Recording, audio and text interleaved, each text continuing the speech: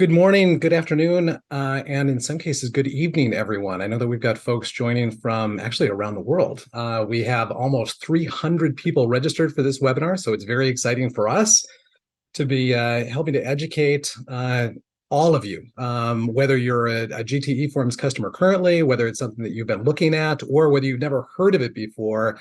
I think that the content that we're going to share among the three institutions that are joining us today is going to be thought-provoking, give you some good food for thought to think about in terms of automating business processes within your organization, whether those are staff, students, faculty, or otherwise. Just a quick round robin in terms of who we have joining us today. Andrea Lloyd, Senior Business Systems Analyst with UC Berkeley. Matt DeMeo, Senior Associate Registrar at RIT, Rochester Institute of Technology. And then we've got Dee Muir, Assistant Director of Campus Solutions at North Dakota University System, and Sarah Narvison, Application Analyst at North Dakota University System. So welcome to each one of our panelists. The structure today, we're going to allow each institution to take about 10 minutes to talk about their journey with eForms automation and do a brief demonstration of one of the solutions that they have picked to showcase. That'll be the first half hour, 35 minutes or so. And then we would love for this to be interactive. So any questions that you guys might have of any of the panelists and their institutions, by all means, we encourage you to post those in the chat. We can also take you off mute if you want to pose the question vocally. You're more than welcome to. Yeah, and we'll try to address those questions as much as we can. If folks are quiet or shy about asking questions, we have a few that we can ask our panelists. We've got those prepared at the ready. But ultimately, it should give you guys a really good idea of how organizations are using GTE Forms to advance innovation within the higher education space. And even though this is going to be focused on higher education as an industry per se, these are, think of these as opportunities to automate literally any kind of business process you can think of, whether that's HR, campus solutions, finance, supply chain, for any users inside or outside your organization. As a quick means of introduction for those of you who might not be familiar with Gideon Taylor, we've been in the PeopleSoft space for a long time. We're celebrating just over 20 years. Helping organizations implement, upgrade, optimize, and maintain their PeopleSoft systems, as well as helping them start to migrate to some of the next generation solutions, including the Oracle Cloud applications. Over on the left-hand side of this slide is a bit of a laundry list in terms of some of the solutions and the services that we provide. At the top of that list, GTE Forms is what we're going to be focused on today. But any kind of PeopleSoft project service, like I mentioned, implementations, upgrades, optimizations, integrations, as well as hosting and managed services, all of those things are in our wheelhouse. We provide PeopleSoft expertise and services for organizations throughout the world. A lot of those in the higher education space, but also a lot in the commercial and public sector spaces as well. In addition to GTE Forms, we also provide some notable technology solutions, namely IDA, our AI digital assistant, which is based on or built on Oracle Digital Assistant and the OCI platform.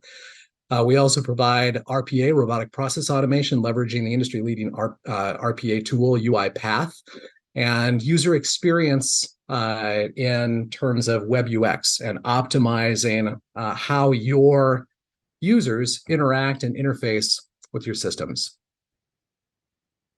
There is a question that I'll respond to. Thank you, Vanessa, for asking. We will be sending out a link to this to the recording for the presentation, and you'll also be able to access the PowerPoint afterwards. So thank you all for joining us today. We're going to go ahead and get a bit more into the meat of things. So just so that you understand that this is an area that is near and dear to us, this is just a sampling of some of the higher education organizations that we work with. The ones that we have featured today, Berkeley, North Dakota University System, and RIT, we invited each of them based on their unique experiences with eForms. Each one of those organizations represents a different amount of time that they've been using the tool, different applications of the tool, how they approach forms automation, why they do it the way that they do it, and what they have in store. So we're excited to have each one of them join us today. As a very brief introduction to GTE Forms, over on the left-hand side here appearing, you can see some of the screenshots of eForms solutions that have been either built by Gideon Taylor or by our clients over the years. The GTE Forms tool is extremely flexible, allowing you to use it for any number of different business process automations that you might consider, whether those are forms, workflow-enabled self-service applications, whether those are surveys, questionnaires, whether those might be components of activity guides. You might insert eForm pages and solutions inside activity guides that you might be creating and deploying to your users. And then also there's a rich analytics tool included with the GTE Forms software that allows you to leverage all of that eForms data as well as your PeopleSoft data across the enterprise.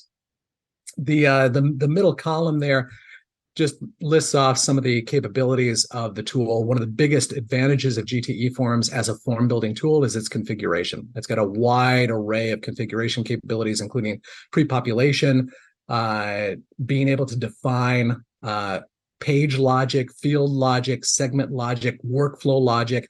All of those things can be accomplished through a configuration-based logic engine built into GTE Forms. You've got the native integration with PeopleSoft, so it's leveraging PeopleSoft security, PeopleSoft workflow. All of your PeopleSoft data is readily accessible to eForms. So it does create a very powerful platform for building workflow-enabled self-service applications. And then over the right, just some of the transformative results that our clients have seen over the years, ranging from return on investment to efficiencies, to reductions in transaction times, reductions in errors, things like that. Which brings me to this next slide. There are a lot of reasons that organizations look at automating business processes. These are some of the more common ones: trying to increase efficiency throughout the organization, trying to roll out a consistent look and feel and user experience for their users, whether those are students, faculty, staff, vendors, parents, whomever they might be. Increasing operational effectiveness, increasing productivity, increasing flexibility, being able to create solutions that aren't reliant on custom development, both in terms of creation of those solutions, as well as ongoing maintenance and enhancement of those solutions.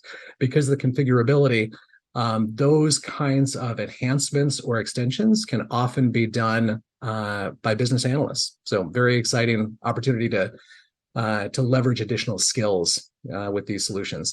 Trying to simplify transactions, increasing accuracy, eliminating the opportunity for errors, and then also obviously enhancing the user experience. So that being said, I've taken up my time. I'm going to go ahead and introduce Andrea Lloyd from the University of California, Berkeley, to share her story. Andrea, I'll go ahead and let you take it away. Sure. Thank you, Scott, for the introduction. Give me a moment while I take over the screen here. Okay. As Scott mentioned, my name is Andrea Lloyd. I am a senior business systems analyst in the Berkeley IT division within Student Information Systems. I work mainly in a cross-functional role, specializing in business process optimization and automation, utilizing GTE Forms and AWE workflow. Our team currently consists of 2 analysts and 1 developer. Berkeley has 45,745 students full-time enrolled, and that includes students within the graduate division, Berkeley Law, and our 6, soon to be 7 undergraduate colleges.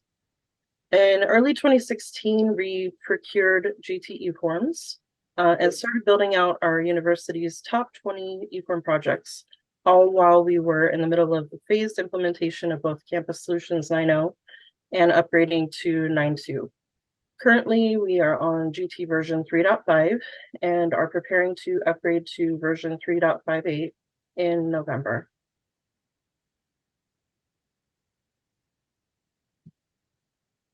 As I'd mentioned earlier, we prepared GTE forms. When we were procuring GTE forms, we were right in the middle of implementing campus solutions, excuse me, and deprecating the various homegrown systems used across campus. Although Campus Solutions was going to be the system of record for student information, there were still several gaps in business processes that needed to be addressed. Combining and streamlining those disparate processes had many benefits and also many challenges. A large majority of our forms were either physical forms that were filled out and scanned or filled out digitally and submitted through email. Forms were still physically being transported across campus for signatures. Approvals sometimes took weeks. I think one of our forms, it said, please wait up to 4 weeks. And then, those paper forms could be misplaced and then needing to restart those again. Data entry errors caused downstream processes to fail. And emailing forms with personal information contained in them increased the risk of personal data being exposed if staff email were hacked. When considering which form workflow software to procure, I came in somewhat at the end of the conversation, but I know that we had two main contenders. Gideon Taylor eForms and Campus Solutions delivered functionality for forms with AWE. Campus Solutions forms required mostly development, and development resources were inundated. Maintenance was also a consideration, technical versus functional. In comparison to GT's 3.0 version, GT's 3.0 version at the time had more flexibility and the ability to build forms with configurable pages, segments, fields, and visual ifs, which are logic statements and/or logic statements. This paired up with Campus Solutions AWE allowed us to build forms and workflow that close the gaps in processes.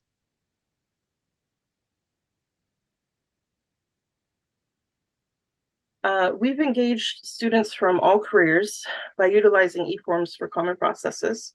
However, we did not stop there. We also engaged several departments across campus and faculty. Our University Extension Office has a concurrent enrollment process that allows their students to enroll in select classes approved by departments that oversee those classes or instructors teaching those classes. Prior to the fall 2023 term beginning, in partnership with our central evaluation unit, we migrated an entry-level writing requirement form to production, where students could self-identify how they met or intend to meet this requirement. One of the requirements that was requested when we built this form out was that it met accessibility standards, and we were able to meet that request. Many of our forms engage several partners for one process. A good example is our change of academic program plan form, which engages advisors, undergraduate advisors, Berkeley Athletics, Berkeley International Office, and Office of the Registrar.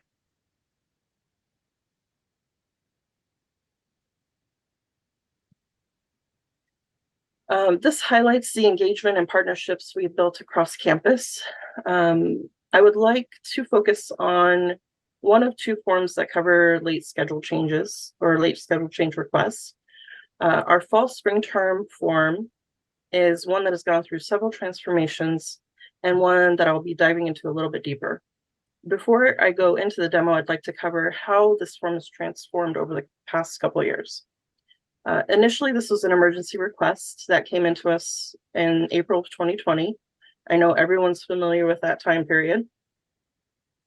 With campus closures looming, student hardships stacking up, College of Letters and Science, which is one of the colleges that has the largest student population, anticipated several thousand requests coming in for late changes to student schedules. With that increased load, they anticipated over 100 additional staff hours needed for processing without automation. In 9 days, we were able to complete the entire SDLC process, release the form in production, and handle student drop requests through automation. This pre-populated the students' information, their active enrollments, and allowed them to select several requests within one form, but prevented them from dropping all classes. There was workflow for student athletes and international students. And as we progressed the next term, we added an additional request, which was changing grading basis, and then so on and so forth. This form now currently handles 3 of the 7 colleges. It changes grading basis, drops students from their classes, adds classes, and changes units. It has exception-based workflow and utilizes 3 component interfaces that update student records upon final approval.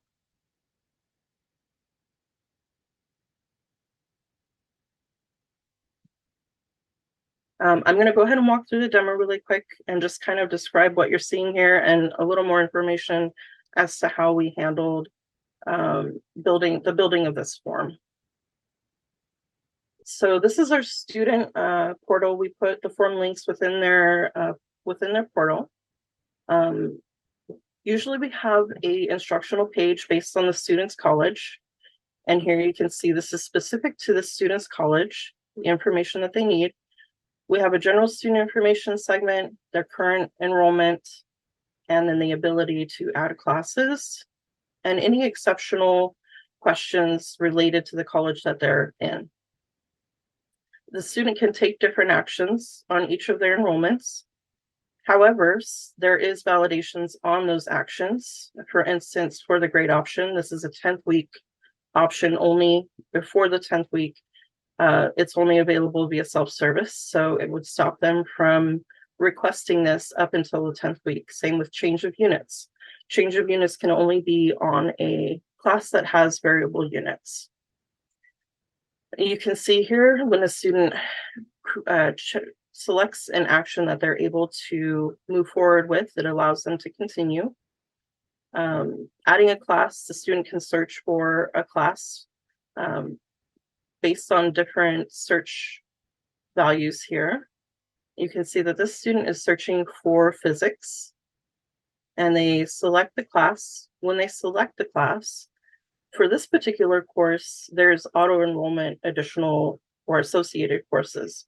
It has already picked those auto-enrollment courses that are all built into the system, and it does not allow them to edit those courses because they're auto-enroll. Now, if they were associated classes that they could pick from, it would make those fields editable, and then they could choose those associated classes. Here you can see that this is additional information that this particular college wanted to collect from the students. They would need to fill those out. Those are all required. Also, when selecting the class to add, we have logic behind the scenes using visual ifs to determine when there is an instructor and when there is not an instructor assigned to a course. So the students would be required to put an attachment in there with instructor approval if there's no instructor assigned to the course. You can see here the student is selecting different answers to exception questions. This changes the workflow. It also changes things downstream in this form as far as what they need to attach and what they need to acknowledge. And you can see here that there's additional requirements needed now for attachments based on those answers and additional acknowledgements down below.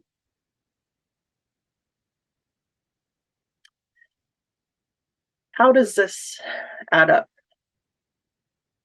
We have 30 forms in production, which does not seem like many based on our size. However, in those 30 forms, there are over 200 different requests and thousands of variations and logic validations. Per one eForm, we have replaced an average of 5 paper PDF or non-intelligent forms. We have 435,000 forms submitted, and the number of submissions per year is steadily increasing. This is even with a development freeze that we've been in for a little over a year now. There have been over 1 million initiations. Now multiply that by the average number of paper PDF forms replaced, and that adds up to quite a bit of paper. Not to mention the data entry time saved by the work these forms support. Our upcoming work We'll be replacing a couple of older forms that we are currently in development on, and don't follow our standards that we have set. We have several new forms ready to begin, and we are continually enhancing our existing forms. Our next big lift will be applying to the GT version 3.58 and upgrading our remaining non-helium forms to helium. And I will hand this back over to Scott. Thank you, Scott. Hey, you bet. Thank you, Andrea. That was fantastic. I always like hearing what UC Berkeley has been up to with eForms. Our next speakers are Sarah Narveson and Dee Muir from North Dakota University System. Am I handing this over to Sarah? Yes. Fantastic. Take it away.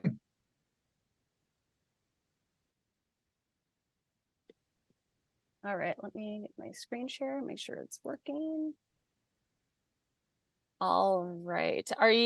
Can you guys see my screen okay?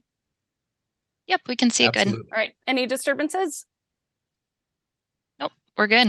All right, Dee, have at it. Hello, Sarah and I are here today representing the North Dakota University System. We are a system made up of 11 separate campuses, and they consist of 5 community colleges, 4 regional universities, and 2 research universities. We serve approximately 43,000 students across all campuses. We have been on PeopleSoft since our pilot schools went live in 2004, and we implemented GTE Forms in just 2021. We are currently on Campus Solutions 9.2, Tools version 8.59, and PUM Image 29. And we are currently on GTE Forms version 3.5, but are in the process of upgrading to 3.58 and hope to have that done later this fall. All right. And so before we had GTE Forms, we had what was called Transform, and that was purchased in 2015, and that was our electronic form solution. This fed into our document management system known as Perceptive Content. Perceptive provided storage and workflow purposes for Campus Connection, HCM, and Fin. The downside to this, however, was it wasn't a dynamic tool. What you see is what you get, and there was a lot of back-end processing to get what the end user really needed. It was basically like a fillable PDF. And Transform was nearing its end of life, so we needed to do something a little bit different. When it came to the development of Transform, I developed and maintained for most of the universities, but 3 of our 11 institutions did opt for creating their own forms. Transform had a lot of restrictions. There was no real-time data because we had a database run that would go overnight. It wasn't mobile friendly, it wasn't ADA compliant, and there wasn't any reporting. It was it was a manual process, and we needed to do better. The more that we evolved with Transform, the more advanced configurations were being asked by other institutions, and we couldn't deliver those. So we just, without a lot of manual coding, and then we just had to opt for something completely different. So as Sarah mentioned, the Transform application had reached its end of life and would be offering no further functionality. So we set out to research what our options were. We started by creating a functionality matrix, which captured our current needs and future enhancements that we knew we needed based on previous development requests. First, we researched currently owned form applications. Like, what did we currently have that we could potentially use? Cost comparisons were also a primary concern because some of the options were just far too expensive for us. Pros and cons were documented on all the form solutions we researched. We also researched delivered PeopleSoft forms, like Andrea had mentioned, and we came to a conclusion that without a large amount of development work, the delivered solution wasn't going to meet our current needs or be able to meet future enhancement needs. So we got together and compiled 35 technical business requirements and sent a request for proposals. We received several responses on form solutions, and through the process of reviewing technical abilities, demos of the solutions, GTE Forms was selected. We then set out on a year-long implementation of our GTE Forms solution. And that was a delightful year, might I add.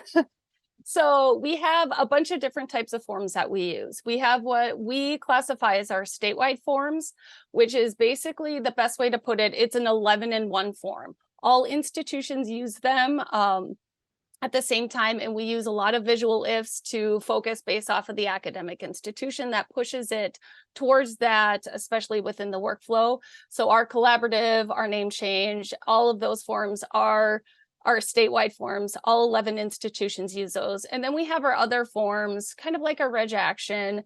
And those requests come from the department. Any department that is interested in using GTE forms, they submit a formal request via our ticketing system. And then we review them and determine if it's feasible or how feasible it is, if we want to have component interface or anything that our programmer could help. We're always continuing to look for enhancements and new ways to make end user processing a lot easier. Because our initial timeline was so rushed, we did have a year to get roughly 120 forms swapped over. We're kind of going back now and seeing what other ways we could make it easier. We're cleaning up some other development issues. We're reviewing our term table process, our form history, getting that added, and then kind of our action center, kind of revamping that. And so for our demo today, it's kind of a twofold. We're going to do our name change process. Our name change process utilizes a component interface. And so we will get that. So we have two versions of our name change form. We have the version that the student has an account in Campus Connection where they would sign in and fill out the form. And then we also have what we call is an open form. So it's on the guest homepage, the student fills it out, and then it's essentially linked to that individual once they have their information with the evaluator, and then they can update the name change. And so when a student signs into the form or signs into Campus Connection, they'll have what we call institutional tiles. And Dee, you can step in at any time and kind of go through the process. But if a student, their primary institution, or if they are at multiple institutions, they'll see more than one tile. I see them all. So this is kind of what you see. And then, so our name change form kind of looks like this. It's basic. The student will fill it out. And since this is one of our statewide forms, they select their academic institution. They usually will go with the primary if they do have multiple. They fill out the form. They add any documentation that is required. Our documentation, once the form has been executed or finalized, all of our attachments do feed into our perceptive content system. So there it'll stay until it hits retention for the end user then to delete. So when the student, they submit the form, it gets evaluated and processed. It will then, the component interface runs, and then it will update their primary name. If they select yes on the preferred name, it will update that as well. So that's kind of our closed version of the name change form. And then our open name change form, what the student does is they go into Campus Connection. I'm using our dev environment as an example. They'll click on the Campus Connection guest page. And then it would show the tiles that they would normally see. They would then click on the name change request. They would fill it out as you would. They would add any documentation that's needed. They would acknowledge the form. And of course, I get kicked out because that's the way technology likes to roll. So here's what our tile would look like. And then each institution, if they have other open forms, they can select their institution and select their form, but the name change is for all institutions. So I will fill this out very quickly.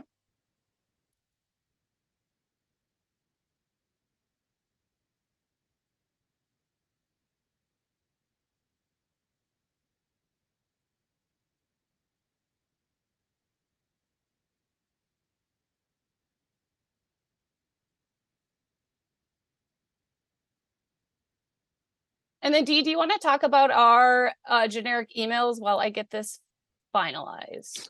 Yeah, so we have set up some generic email templates that We don't have them specified to each form just because we have so many forms out there. But email notifications are sent to the student once the form is submitted.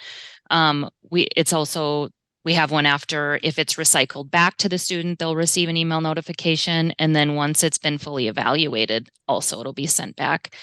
We do have some custom notifications set up on some forms too, if there are any departments that want to be notified when a form's been evaluated. Okay, and so I submitted our open request, and when the evaluator goes in, they will pull up the form. And so since they have their name change or anything, so this is what we kind of call like linking to the student. This here identifies who that student is, and it pulls up their name. So when the component interface runs on the back end, it knows exactly which student to go through. So let me get our PowerPoint back up.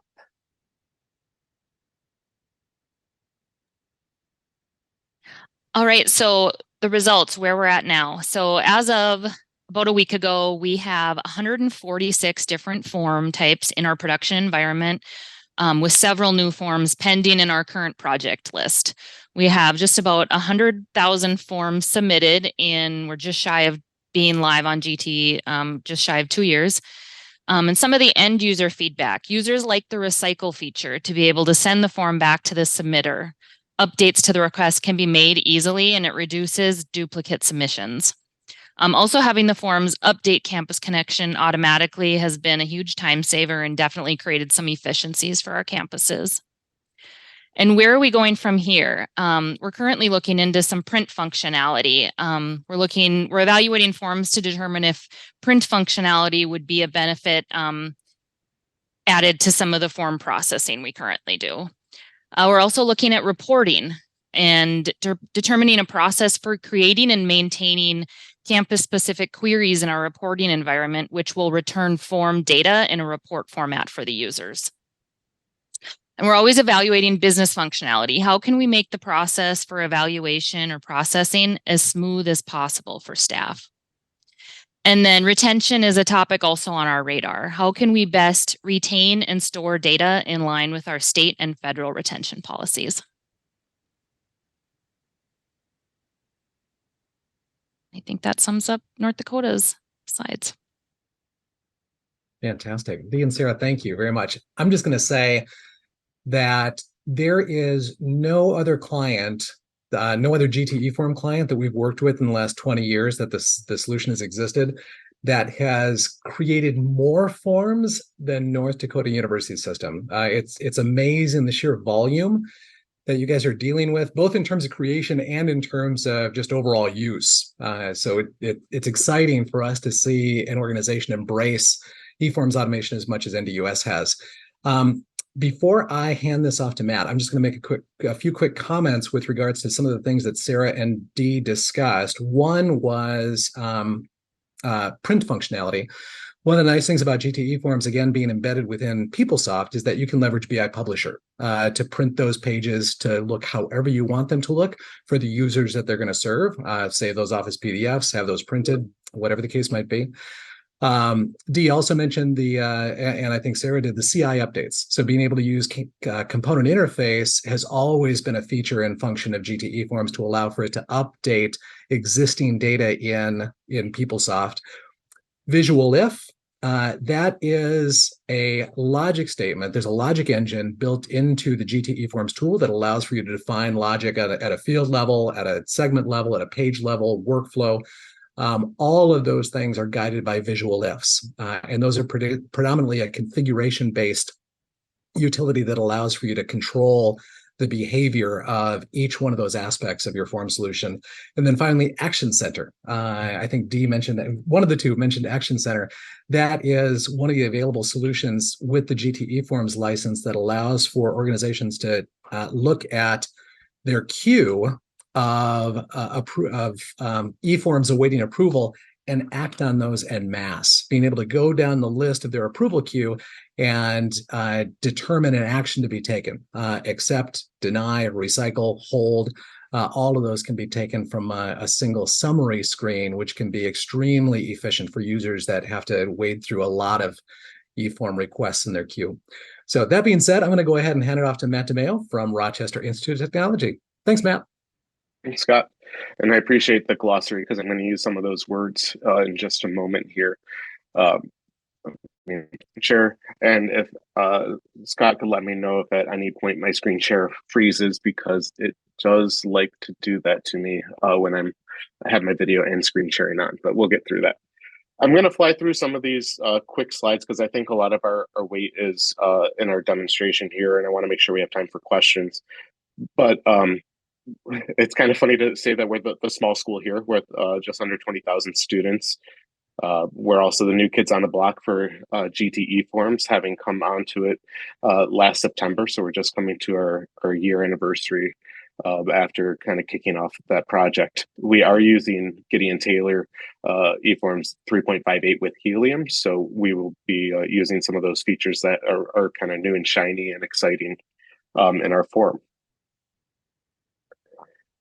Similar to our other campus partners here, you know, the paper form, PDF forms, ticketing systems, all of that fun. I remember writing the 6-page white paper to say why we really needed this, comparing it to other tools out there, looking at the Scott's slide kind of covered it all, you know, functional management, growth, scale, security, data accuracy, all of those pieces. They were all absolutely critical for us to make this decision. And GT really kind of hit home for us on that. I think a lot of schools can appreciate the experience of getting a form with one name on it and a different student ID on it, and you just being puzzled as what path do you have to go and how much more time are we wasting trying to investigate that. So we really wanted to solve that as a university. Now, we are only on our first year. What we ended up doing was we took on the hardest, most complicated form possible at our university and said, let's do that as our very first form. We had intention with that. We weren't just gluttons.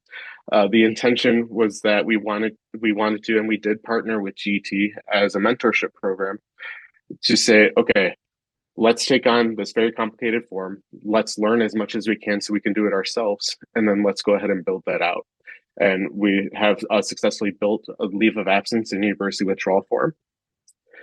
We have our return from leave of absence form, change to expected graduation form, change of grade, and course substitution forms, all in the closing stages of development, which we're very excited about. And that after we went live with our leave of absence university withdrawal form in January. We are trying to get 3 to 4 forms every 4 months. This cycle that we're coming out of is kind of that first one, that first experience of seeing if we can maintain that sprint speed. So we're nowhere close to the number of forms as the other 2 universities here, but what we want to show you is definitely that demo of the complexity of that form. So I would like to kind of jump right into that. So here we go. So as mentioned, I'm going to be showing the university withdrawal and leave of absence form. I do want to just show this is typically a student kicked off form, student initiated form, primarily for the purpose of saying that that's when the student notified us. This has impacts to R2T4, which is return to Title IV, which is a very important financial aid impact, as I think any other university on here is familiar with. If a student did that, we did create a homepage that stores their forms as we continue to add to that. I'm going to jump away from that and do this as an advisor today. So if I go here, I can do a student form and I can add an LOA UW form. Just give me 1 second here to. So we enter this UID right in here, and this is one of my coworkers that we like to play with the record. So we enter UID, and what we have is a lot of pre-population. That's really one of the big keys here. So we have it populate the student's program plan information and the student's info at the top. As we scroll down, we can see questions about, did you meet with your academic advisor, and some leave of absence information. And I'm going to go through this, but what I wanted to cover is that the biggest piece for this form was to make it seem simple to the user. The complexity is all on the back end, not on the front end. So we don't want to, make 100 questions for them to go through to make the final decision for us. Instead, let's keep it as simple as possible. So we ask if they met with their advisor. We say, hey, are you going to return for a future term? We'll go ahead and say yes. It brings up a new question. Why do you want to take a leave of absence? And then it asks, are you planning to finish your courses in the current term? So we're going to go ahead and say no. And as we do that, our form changes. We get some acknowledgements that we can sign here and hope that a student doesn't blindly sign. Oh, Matt, I think that your screen has frozen. It froze. Yep. All right. Give me 1 second and we'll pull it up really quick. Sounds Promise good. I know the resolution. Okay. There we go. Perfect. Thanks. Thanks, Scott. Okay. So here's some of those acknowledgements. Just to recap, filled out these sections here. We did those acknowledgements, and it populates the courses down below. That's the extent that the student has to go through. So they don't have to give us information for those classes. They don't have to tell us who their advisors are, who their department chairs are. All of that information is known within the system. The student presses submit, and it's on its way. And I want to take a moment just to show what that looks like from the first person it goes to. The first person it's going to go to is going to be their academic advisor. So if I go in here and I look to see what pending forms do I have, there's my friend Kim. I can see all that information that the student entered. And then I see the section that I need to complete. Have I met with the student? Planning to meet with them. I can throw a date on there. And I can throw a note on there too. I can also check this box here that will prevent future term enrollments from being dropped. So we threw in a return as planned. And then I have those selections of what I want to do. So I'll click approve. From this step, it goes, this is kind of where the complexity it comes in. So it went to an advisor. From here, it's going to go to six instructors, or 5 instructors. There we go, I can count. It's going to go to 5 instructors at the same time. They're all going to get the same email asking them to provide the last day of academic related activities. So when they get that, they're going to get a link in their email that brings them right into SIS. They log in, it brings them right to that form. They scroll down. They're only able to enter the last day of academic related activity for their one class that they're attached to, or they do no known activity. They could click approve and their transaction's done. And by doing that, you're able to have that go to 5 people. You're not waiting for one, then the other, and so on. And we're able to really streamline that process. This has saved us an immense amount of time within our office. From those instructors, it goes to department chair, and then it goes to our office, where we go ahead and we press approve. A component interface is ran to do a term withdrawal. A component interface is ran to do the program plan update, and also removes future enrollment if there is some, and as appropriate. And the last piece that we did, just to kind of touch on that printing piece, is that it produces a PDF that is loaded nightly into OnBase, strictly for the purpose of other campus partners that do not use SIS. So we produce a PDF to let those existing workflows that we can insert ourselves into be part of that that business process. Because while we want to change all of our business processes, we also know that there's limitations outside of our area. So I'm going to go ahead and jump back to the PowerPoint here. So with that form, we saved a lot of time. I pulled a document just the other day, LOA form previously for a student would be about 25 pages with all the emails from everybody saying what days to use and all of that for each class. And now it's down to that one page that I pulled up at the end. We have clear, auditable information. We have approvals from every step of the way that is based off of their sign on to the system using Duo. Like it's the most accurate sign up that you can have. Accurate data is always there. The output file is fantastic. There's really great confidence in the system now, and every meeting that I have ends with, can we solve this with an eForm? So now our hurdle is figuring out how to figure out the priority of those eForms. So yeah, oops, there we go. And I will stop my screen share. Sorry about that. And I will throw it back to Scott. Thank you very much, Matt. I love the fact that it sounds like you're fostering a culture of innovation, having folks ask, how can I make processes better? How can we use this tool to improve functionality throughout our organization and better serve our students and our faculty and our staff? So we've got a bunch of questions that have come in while our speakers have been sharing their stories. Let's go ahead and run through those. Let's see. Here we go.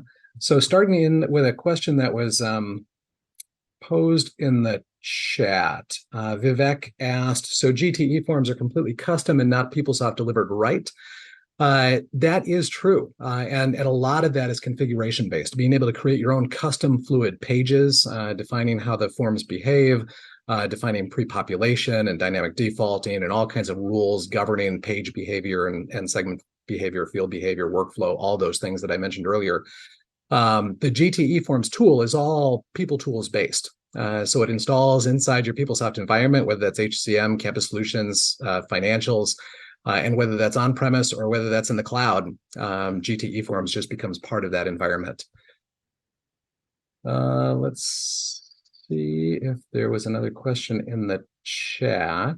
Otherwise, I will go over to the QA because I think here we go. One other one that came in just a few minutes ago on the chat. What's the average number of hours you all spend deploying an eForm? That's a great question, and that was actually something that I wanted to ask the panelists as well. So let's go ahead and let's go in reverse order, since we just got a chance to see the leave form that Matt's team created at RIT. What was involved in building that out? How was the division of labor between functional versus technical, and how long did that take you? Yeah, as mentioned, that was a mentored form, so there's a lot of learning, a lot of first-time experiences. I would say it was about 50-50 between tech and functional, just because of some of the complexities behind it. And that hasn't been the case since then, because there's so much new into it. That form did take us a few months to get live. I think it was about 2 months of mentorship to get that up to a standing up point in our development. And then it was probably about a month of testing after that before we went live. One of the most critical things with that timeline is a great working relationship with your development team, and having those conversations to be honest and straightforward, that you have to work together and you have to understand the goals and targets. And that really makes it move along much faster. I would also say without the mentorship piece of GT, I don't think we would have taken on such a complicated form. Our forms since then have been much easier and much faster. I think that we've stood up forms in a few days. But yeah, so great experience kind of taking on that bigger project to help us further along afterwards. That's great to hear. Thanks, Matt.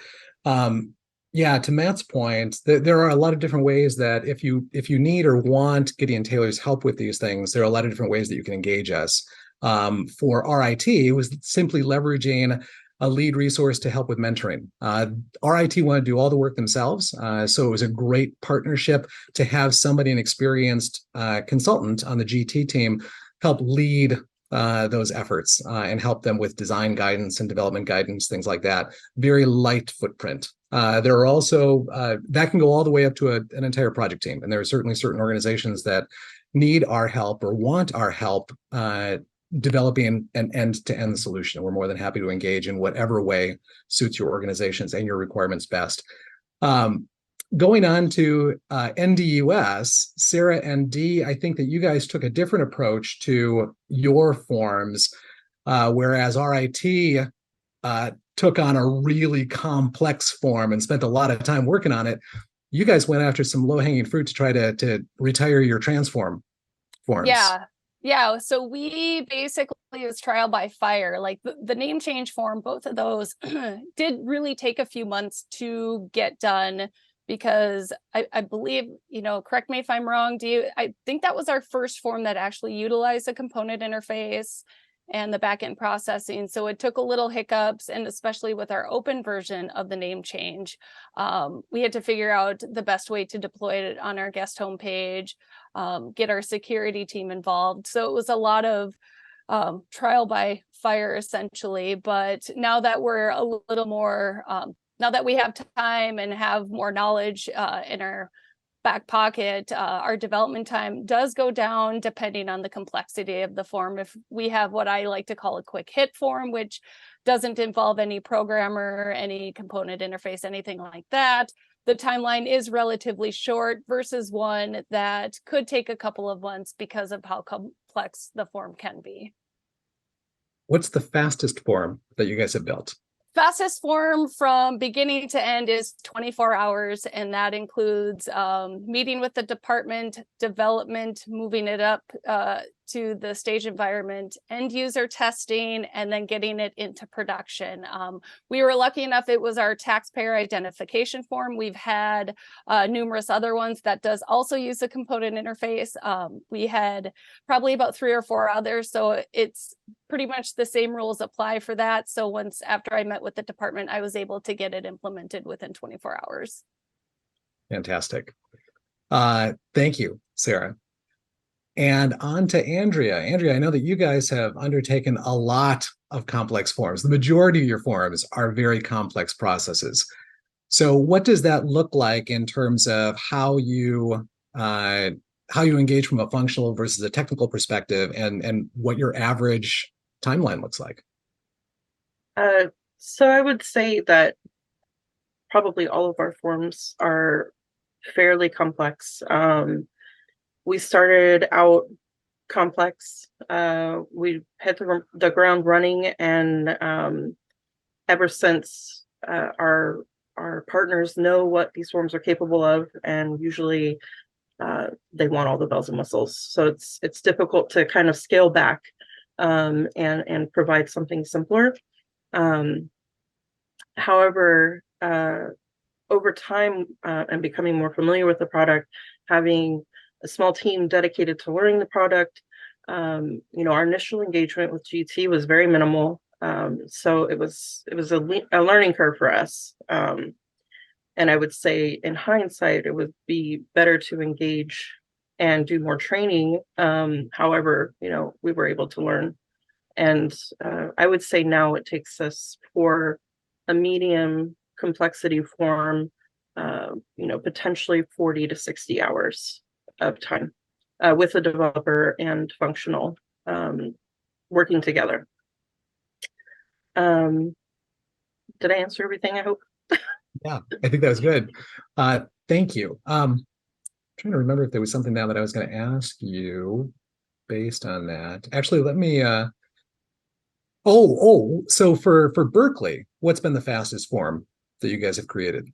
That was our late schedule change, 9 days. But again, that was medium complexity. It wasn't simple. So the entire SDLC, gathering all the requirements to release in production, was 9 days. Amazing. Cool. Sarah and Dee, I've got a follow-up question for the two of you. Considering the fact that you guys designed, developed, and launched 125 forms or something like that in 8 or 9 months, what did that project team look like? So the project team, there was, oh gosh, but 5, 6 of us, and I was the main full-time developer, and we had 2 other individuals that would come in and do some part-time development. And we had 1 programmer really at the time doing everything. So it was a very, very quick year. I don't really remember a whole lot, honestly. Yeah, Dee, it was about what, 5 of us? Yeah, I think there was about five of us on that project team. And it was kind of a mix with like Sarah, who had worked with the prior form solution, and then pulling in some campus solutions team members who had the knowledge of the PeopleSoft system. And so we kind of had to intertwine and work together to get the job done. Oh, yeah. I am not a campus solutions person. So my main focus was document imaging. So it was a brand new environment for me. Yeah, it is. I forget that you guys are as big as you are in terms of the number of campuses. So when we're talking about 11 campuses, is that right? And some of your forms are designed to be campus-wide, accommodating unique complexities for all of those in a single form. And some of them are designated for specific campuses. Correct? Yes. Okay. So we have about, I think it's 6 statewide institutional forms, and then the rest of them are all institution specific. Okay. Amazing. Let's see. I'm going to go back to the questions in the Q&A. There was a question for Andrea in terms of how the form link was provided on your student portal to allow for students to access those forms.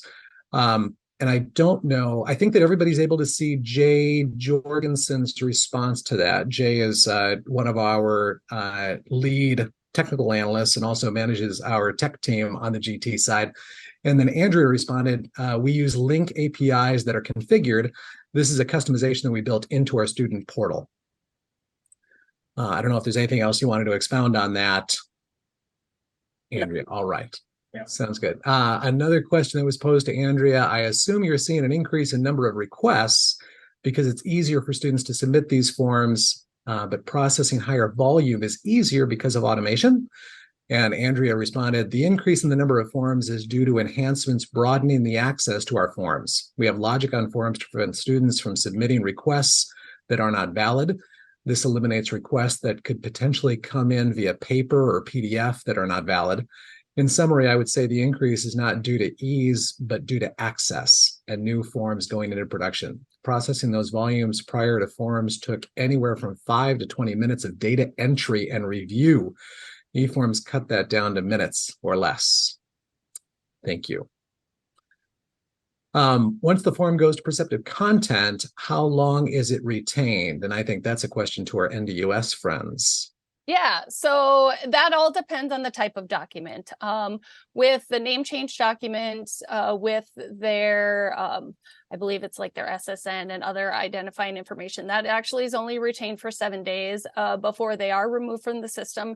Everything else is based off of our North Dakota University system retention policies that we have. So we, weirdly enough, in perceptive content, we have an automated process for the retention module that will then kind of bring those documents in once they hit the retention based off of either their last action date or their record status. So it depends. So it's all kind of different. Usually students is like after last action plus 3 or 6 years. And so it all kind of depends. It's a moving target. Yeah, very good. Yeah, that perceptive content integration as well as the on-base integration that Matt had talked about with RIT, those are both very common integrations for GTE Forms customers, particularly in higher education. One of the nice advantages also of GTE Forms is that you can integrate literally with any application or data source that you might need to either pull data from or push data out to as part of that transaction. I know that we are up at the top of the hour, so I'm just going to close out with a couple of very quick slides here. This one is far too much for anyone to read, but you'll get a chance to see it on the link that we provide afterwards. It's just a bit of a summary of some of the features and functions that make GTE Forms the tool of choice for these organizations, as well as many, many others, for creating intuitive, dynamic, easy to use, custom self-service applications for whomever your user community might be. There are, I'm not even going to go through this slide, but there is, as I mentioned at the very beginning, the Gideon Taylor family encompasses a whole lot of services and support for PeopleSoft as well as Oracle solutions. We have been hosting some webinars recently featuring our Intracy digital assistant, Ida, which is built on top of Oracle's digital assistant and OCI. That is one that I would encourage you guys, if you're looking for chatbot automation, This is top of the heap in terms of capabilities, functionality, feature set, and it delivers integration with GTE Forms. So you can be in the middle of a chat session and IDA guides you out to an eForm that's already populated not only with information about you, but also with information from your chat session. So really powerful integration, very dynamic, very easy to use. This is the third in our series of delivering innovation and automation for PeopleSoft clients, both in terms of their systems that are still on-prem and the idea of moving things to the cloud, whether that's PeopleSoft or adopting SaaS solutions. We will continue to host webinars to help organizations optimize, implement, and maintain their systems going forward. So I encourage you to keep eyes open for invitations for those. This one in particular featured higher ed and a lot of campus solutions automation. We will be scheduling webinars in the upcoming months that feature HR automation as well as finance automation if your organizations are using other application suites in the in the PeopleSoft space. That being said, I think that we are out of time. I do want to extend a very gracious thank you to Sarah and Dee and Andrea and Matt. You guys were all wonderful, and thank you very much for your participation. If anybody has any questions, feel free to reach out to me if you'd like, scott@gideontaylor.com. And everyone who was registered for this webinar will receive a link to the recording, as well as the ability to download the PowerPoint. So thank you very much. Hope everybody has a great rest of your day. Thanks. Thanks, everybody.